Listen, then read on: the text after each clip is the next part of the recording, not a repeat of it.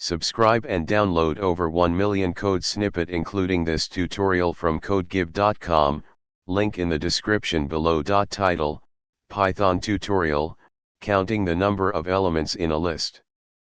Introduction. Counting the number of elements in a list is a common operation in Python. Whether you're working with data analysis, web development, or any other domain, understanding how to count elements in a list is a fundamental skill. In this tutorial, we'll explore various methods to achieve this task with clear and concise Python code examples. The len function in Python returns the number of elements in a given iterable, such as a list.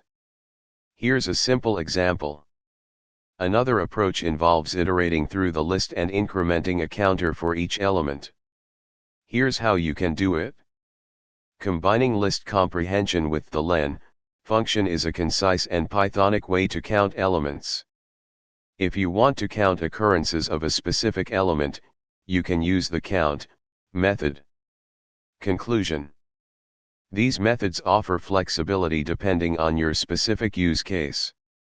Whether you prefer a concise one-liner or a more explicit loop, Python provides multiple options for counting the number of elements in a list. Choose the method that best fits your coding style and the requirements of your project. ChatGPT.